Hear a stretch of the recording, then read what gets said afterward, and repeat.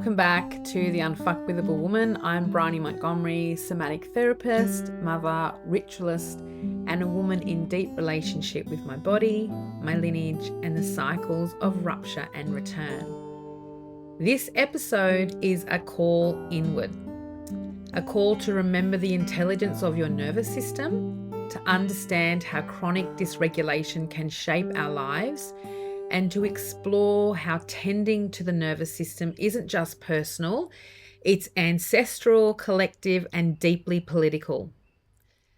Today we explore how the mother wound, inherited archetypes, cultural trauma, and long-standing patterns of freeze, shutdown, and survival show up in the body, and how grief and rage hold the keys to reclamation.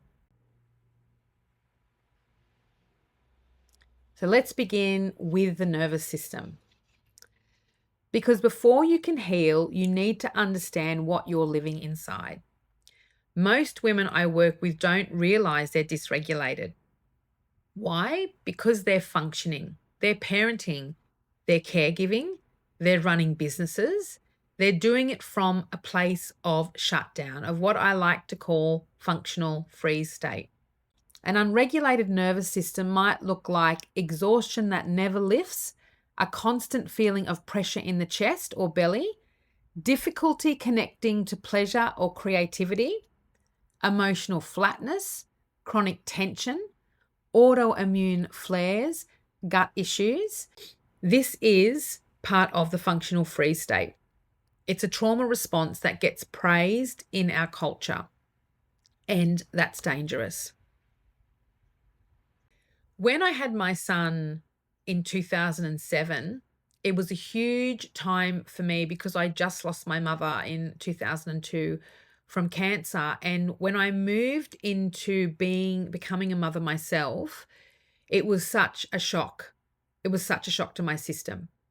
And I moved into motherhood with as much focus and strength and drive as what I'd always lived my life. And I wanted a particular way in order to nurture and nourish my relationship with my son and become a mother that other women had, that had been Disneyfied in a lot of ways, that I saw in our culture as the optimal for myself and for my son. And what I didn't realize was that when I became a mother and I moved into that role, I was struggling internally with the grief of the loss of my mother, and also the reality of that I didn't have the community that I thought that I would have with having my son. And so in that, I felt isolated and alone, and I was in a dynamic in a relationship with his father, and that was not supportive either. And so I was navigating a really vulnerable, really very different time in my life, very new time being a new mother, with all of this ideologies that I'd had coming in that weren't actually matching up. What I did was I numbed the grief and pushed the anger down because I was so disappointed with the lack of support that I had around me, and trying to connect and bond with this little baby. And how I coped was that I pushed all of these places and sticky and difficult spaces down inside me, and then I stepped up into creating that ideology. And so creating what that mother should look like, creating the environment, the house in the way that I felt that it should be represented. I tried to create what I thought I needed and wanted in order to create this connection and be this mother that I desperately wanted to be. And in that, I became, as the years went on, particularly by my third child in 2012, that was no longer working for me. I had spent 5 years in trying to create this ideology of mother and this picture perfect reality, when actually inside I'd had chronic health conditions through each pregnancy. I had depression. I was struggling to get through each day. There was ruptures in my community, but also in myself. And each time I tried to move into what others were expecting or what I thought I needed or what I thought would fix it, it just ruptured me further. And I struggled even more. And there was a point in that time frame that I even changed the way that I dress. I'd cut my hair. I had the van. I had all this kind of picture perfect ideology of what a functioning mother would look like. And there was a comment that I had from another mother who mentioned that I look like this soccer mum. And it wasn't even a really bad comment. It was just a comment that kind of shot through at a time in that journey, in that period where I thought, I don't even recognize myself anymore. I had been living in a functional freeze, hollowed out state. I had pushed my creativity away. I had pushed any softness or any vulnerability, that grief or rage or even confronting the fact that I was so unhappy, and really didn't recognize myself when I looked in the mirror, and really struggled to really genuinely connect and be able to play with my children and really formulate and create this attachment style pairing that I was so desperate to create in my day-to-day with my children. That comment just kind of, it sliced everything open. I still remember it so vividly to this very day. And I actually at that point turned and faced my life and realized that I didn't recognize it anymore. And I realized that I was isolated from community. I didn't have community. I was running on cortisol. I was running on coffee and really not great food. I couldn't feel the joy, the softness, the vulnerability. And I was so locked into this ideology of how it had to look that it had absolutely washed everything else that made me away. And I remember feeling, if this is what this is what motherhood looked like, and this is what my life looked like at this point, that this was not going to go in a really nourishing and embodied and fulfilling direction. I was so tired. I was so exhausted by propping up this narrative that at that point, that's when I started to shift and really look at my life and who I was and my community and what I wanted for myself and my children and my family. And that's when things started to unravel, but also started to be reshaped within myself and in my life. So let's talk about the mother wound and archetypal imprints. So we're going to go a little bit deeper into the roots of our system and the culture. And dysregulation isn't always about what happened to you. Often it's about what happened to your mother, your ancestral mother line, what happened to your grandmother, your great-grandmother. There are patterns and threads that if you stop and really turned and dug into the storyline of your existence, of your ancestral lineage, then you will see patterns and you'll see threads of what led you to be who you are and how you function and how you work in your body and show up in life to this, like in this moment, in this moment. So yeah, looking at your grandmother, your lineage, we inherit nervous system responses through the womb, through our environment, through the culture. The mother wound passes down patterns of abandonment, over-responsibility, emotional enmeshment, or neglect. This births the parentified child, the girl who feels responsible for everyone's emotions but her own. Then she moves into becoming the martyr archetype, the martyr mother, the overgiving, self-sacrificing, slowly disintegrating, making way for everybody else woman. And in that threading is the death mother. And the death mother is not so much the villain in this whole cultural trajectory or familial lineage, but it's an archetype of internalized and externalized oppression. And the voice internally that we've adapted and adopted from outside of ourselves that says, don't be too much. You need to be small here for your own safety. It becomes this internalized death mother archetype is this inner critic that we have in our system that we've adopted and taken on from our own mother line, but also from the culture as well. This disembodied voice is that of the colonized mother. The inner critic, the disembodied voice of colonized motherhood. So my own experience with my mother line, with my ancestral lineage, is that my mother was the absolute poster girl of what the martyr archetype looked like.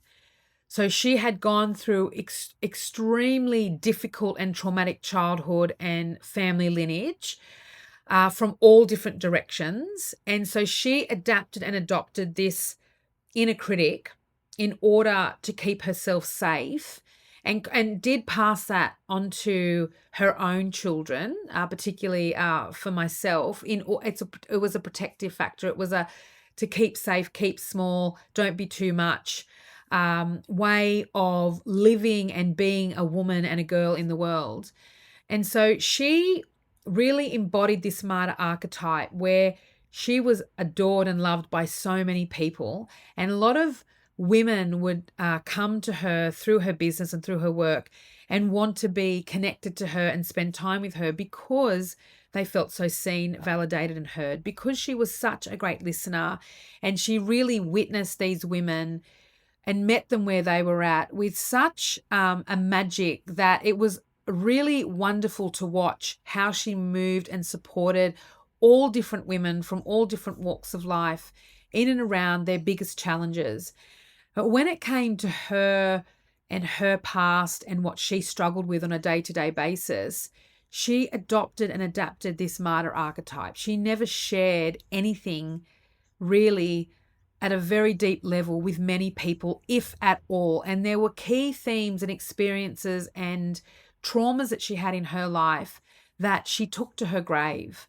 And she kind of would present herself on a day-to-day in this kind of perfected mother type figure that had everything together and that really was funny, articulate, smart, quite successful, fun to be around, like really your best friend. And I saw so many women see her as this really incredible woman that they all felt that they were really connected to, and really that they were quite close friends, when in fact she didn't have a lot of close friends because of the nature of how she was and what she needed to be with on a day-to-day basis. She had to hollow herself out in order to function because the depth of her trauma and experiences were so deep, and she didn't have the mapping and the experience and the support systems around her to actually delve and touch in on that deep context. And she perfected this martyr archetype, that she could do it all, that she could have it all, that she could be it all for everybody. And she overgave all the time. And I saw her consistently overgiving and then feeling completely exhausted from it, and then having to pull back and then having to disappoint people. And so as I moved into my own mothering journey with my children, I took that martyr archetype on as well, with a lot of, ferocity, and I'm going to make this a success, realizing that was actually, being that archetype, like living in that kind of, I'm going to hold everybody at the cost of myself. I'm going to be all for everybody but myself. I am going to show up no matter what. It cost me so much of my health and my vitality and my connection with my children and my longing for what I wanted from life and who I was. And in that process, my body and my nervous system collapsed, and burnout and overwhelm became a reality for me on the day to day, and trying to get out of that and trying to get some traction to get some space between the burnout and overwhelm and a space of thriving and relaxation. It was really difficult in order to find that until I started to meet the death mother within me and started to really move somatically and understanding my nervous system and my physiology, as well as my ancestry, as well as the death mother archetype externally to me in the environment and internally, and how she had been inherited through the mother line, and then moving more into embodying who I was in my day to day. So it really wasn't until 2009 onwards that I really started to really be in building direct relationships with my body and unpacking this death mother archetype, that things really started to shift bit by bit over the years until things really shifted in 2022 after the separation with the children's father. So I want to talk about the hollowed woman and midlife. So when we don't address these inherited patterns, we become what I called the hollowed woman. She's the woman in midlife who has given everything and has nothing left. She is dried out spiritually, psychologically. Her hormones crash, which is quite normal in this time as well, and her nervous system is exhausted, and she lives in functional freeze state. She is the colonized woman. She is a patriarchal daughter. She is the martyr archetype. There's a coldness to this hollowed woman when she hits midlife that really is quite shocking and really does play into the physiological impacts of what she's feeling on a day-to-day basis, with her hormonal levels fluctuating and moving into perimenopause and menopause. And that coldness and hardness becomes more pronounced and more kind of rigid. She gets this rigidity within her system. And there's also a lot of, dis-ease and autoimmune conditions that can start to become present or more pronounced at this stage. She becomes and is emotionally distant, physically depleted, often disconnected from desire, from creativity, from pleasure, from voice, from joy, from grief, from anger. Like, she is just a thread, a really contorted slipstream of a colonized and patriarchal woman.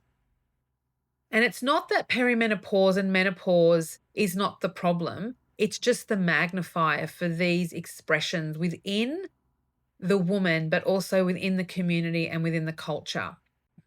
And if we've never been taught to tend to our nervous systems, to grieve, to feel rage, to know what our pleasure is, then midlife becomes a descent into collapse rather than a transformation. I want to talk now about why the system keeps women in the functional freeze state. The culture we live in benefits from women who are dysregulated. The colonizer, the patriarchy, the capitalist system, they want us tired. They want us spread in every which direction. They want us shut down. They want us isolated from our power, our resources, and each other. They want us confused about our worth. A woman in freeze doesn't rebel. She's a good girl. She will function, and she will prop up the systems of violence and oppression that the whole culture is created from and by, and she will prop that system up. She doesn't rebel. She doesn't push back. She doesn't have the space or the energy to. A woman in shutdown doesn't leave or brush up or confront the system of violence and oppression. She stays in survival. She is overworking, overgiving. She is overwhelmed. She is in burnout and she is underliving. And this is not your natural state. We don't, as women, this is not an embodied, natural, innate state. This is a state separate from our innateness. This is trauma and it is conditioning. So I'd like to talk about the functional freeze and the rise of autoimmune and chronic illness for women. What we're calling dis-ease is often dysregulation. And when I talk about dis-ease, I talk about dis-ease, which can be disease, but dis-ease in the body is where we're not flowing, where we don't have that balance, where things are not collaborating and moving together. It's very disjointed. It's extremely fractious environment that is really harsh and very disjointed. The body cannot sustain a lifetime of shutdown. It starts to protest. It's always communicating, but it starts to communicate more with you the more that this dis-ease and dysregulation is in the body and for longer periods that it's in there. So we're talking about, chronic fatigue, endometriosis, fibromyalgia, IBS, anxiety, insomnia. These can often be symptoms of a nervous system that has never learnt safety. And when you look at your maternal line and see those same symptoms repeated, it's not a coincidence. These are not random. These are maps. And so my personal experience and story with that goes back to 2002 when my mother died initially of cervical cancer. She died of renal failure, but the origin was cervical cancer, and she died at 42 years of age. And my maternal grandmother died at also the age of 42, and at the time of her death, she also had cervical cancer. So she didn't die of cervical cancer, but she had cervical cancer at the time of her death. So when I looked back and started to understand the patternings in my ancestral line, particularly my mother line, I started to see that there was some rupture, that there was some dis-ease in the cervical area of the ancestors of my mother line. And that then moved into, not long after my mum died of cervical cancer, I had abnormal cells within my cervix and had to have them removed through loop incision. And so there is definitely within the cervix of my mother line a pattern. There are symptoms, there is dis-ease that's being repeated generation after generation, and it's no coincidence. And so that gave me an opportunity to start to understand what that patterning was, and that these were not random physiological states or dis-ease. And then I could start to tend and work with that rupture, with that dis-ease within that, in the cervix, in order to start to heal that patterning. And I worked on that until and beyond I reached 42. And when I reached 42 and now have moved beyond that, that was a huge confirmation that the work that I had been doing for those 20 years, I had been working on healing through lots of different practices, through physiological practice, emotional, spiritual practices, as well as diet, lifestyle, repatterning of my nervous system, tending to my body, tending to these patterns, tending to the death mother, the martyr archetype, all the autoimmune issues that I had and disease that I had in my body through having children, as well as toxic dynamics in relationships. All of these things, as I tended to, allowed me to then map and then reach beyond that age of 42 that my grandmother and mother are in a very healthy, vital, extremely strong and powerful state. And so that lived experience has given me the mapping to understand that this can be changed and this can be tended to in the system when we have a map of understanding of how this actually moves and shifts in our life in the way that we tend and shift and move with our bodies and our lineage. So I want to talk to, how to begin the return. And so how do we move from shutdown into regulation? When we're in a functional freeze state, where we are in a dorsal vagal, we're in like numbed out, cannot be present. So moving out of that state can be feeling really unsafe, and we don't often know what foot to put next in order to move out of that state.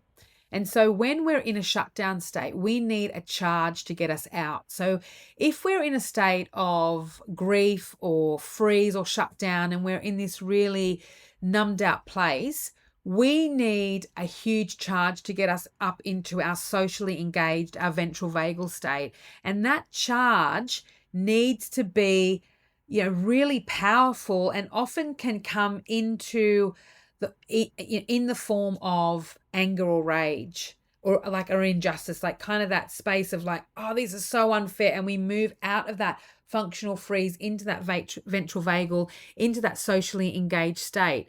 And that big charge is where rage and grief really intersect and come in together. Rage cracks the shell. Rage brings us out of our functional freeze state. Grief softens the inside, but we can't do this alone. We need community. We need safe spaces where these states of grief and rage are not pathologized but honored, where movement, ritual, tears, sound, and stillness are all welcome. I've sat in many women's circles where I facilitated as well as participated, and had the absolute blessing of holding space for other women when they're in their grief as well as their rage, and that space being held for me too, as well as shame, as well as fear, as well as really edgy and difficult and dense and sticky states that we can go into where community is not so great at mapping and we don't have a map and blueprint for how these spaces are held in the day-to-day and in our community. And when I've sat in circle and I've had these expressions in myself and watched these expressions from other women, and I felt it in my body and I've held that space of ground and that witnessing, it has been absolutely profound. When you sit in space of holding ground for yourself and others, and you are working on your regulation and you are working on your system while someone else is having their expression in their system, it is extraordinarily powerful and healing, not just to you, but to the other people in that space, to the other women in that space, not just the woman that you're holding, but that holding and that regulation, it feeds into the field of the group work. It feeds into then the community and into the globe. And it touches on places and spaces within you that are really difficult to touch on in the everyday, or even when you don't have the confidence or the mapping or the support in order to go to those places and spaces in your everyday, within your system, because we are so programmed to bypass pain. And when we hold pain in safe, grounded, and regulated spaces, it speaks and it transforms that pain. It transforms those things within your system and within the system of other women. So I want to finish up this episode by talking about that your nervous system is not broken. It's brilliant.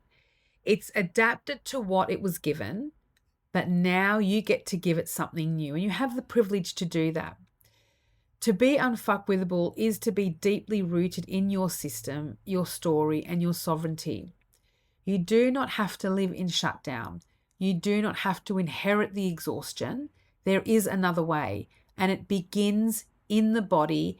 It begins with mapping your system. It begins with turning towards your ancestral lineage with curiosity, with reflection, with compassion, with creativity, and starting to gently excavate and be aware of and learn about who you are, where you come from, how your system works, how it's mapped, how it supports you now, what you would like it to support you in moving forward, and how you can actually map that into the future, into the next moment, through meeting what's here right now in your system and in your story. If you'd like what I'm sharing here and this episode, subscribe to the Unfuckwithable Woman, where you can listen to all the episodes from the podcast and season 1 as well of The Resourced Woman. Visit www.thesomatherapycollective.com/podcast for more. I also work with women in this capacity in the clinic room, in the clinic space. And if you'd like to work on this a little bit deeper at a more personal and individualized level, then you can also book a 20-minute clarity session with me, where we can sit and talk about what's happening in your nervous system and how this work can really revolutionize and tend to your nervous system, so you can actually find that regulated state. Check out all of my shares and my tips and practices and the socials through TikTok, through Instagram, the Somatherapy Collective, as well as Facebook and YouTube. And share this with someone who is ready to reclaim their nervous system and return to themselves. Thank you so much for listening and being here, and I look forward to being with you on the next episode of the Unfuckwithable Woman podcast.